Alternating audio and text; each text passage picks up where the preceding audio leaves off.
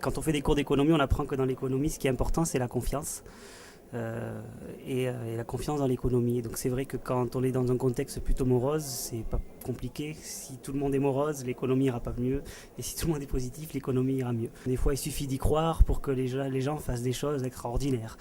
C'est le moment d'avoir ce type de thématique. On aurait même pu les avoir avant. Donc c'est vraiment maintenant qu'il faut se projeter et qu'il faut positiver. Voilà, le ressenti, il est qu'on a réussi un petit peu ça aujourd'hui. Eh bien, retroussons-nous les manches, essayons de nous unir, de nous regrouper pour essayer de relever ces défis. Je crois que ça, c'est un enjeu essentiel et fondamental. C'est d'essayer d'être acteur, j'allais dire, à son niveau. Je crois qu'à certains moments, il est important d'essayer de se battre pour faire de telle sorte que là où il y a des rigidités, on puisse apporter de la souplesse, que là où il y a du repli sur soi, on puisse apporter de l'ouverture.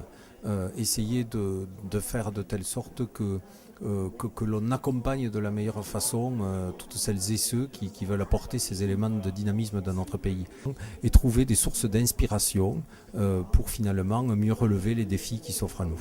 Et donc à partir de là, je me suis dit, c'est un sujet qui nous touche tous. Voilà, il y a une crise, ok, on le sait, elle est là. Maintenant, l'objectif, c'est pas de se morfondre dans la crise, c'est de savoir où est-ce qu'il y a une sortie. Parce qu'il y a toujours une sortie.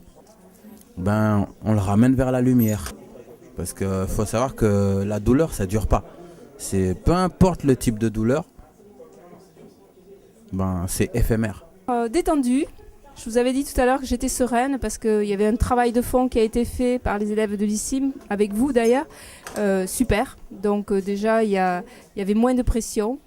Détendue aussi parce que les chefs d'entreprise ont adhéré complètement au projet, au rendu aussi. Il y a des émotions avec des témoignages qui sont passés de chefs d'entreprise qui ont osé dire leurs difficultés, ça c'est important.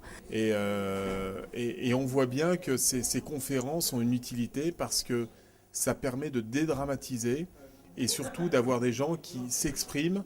Je prends un cas par exemple tout à l'heure, j'ai quelqu'un qui est venu voir qui m'a dit « Vous savez, votre conférence m'a fait beaucoup de bien.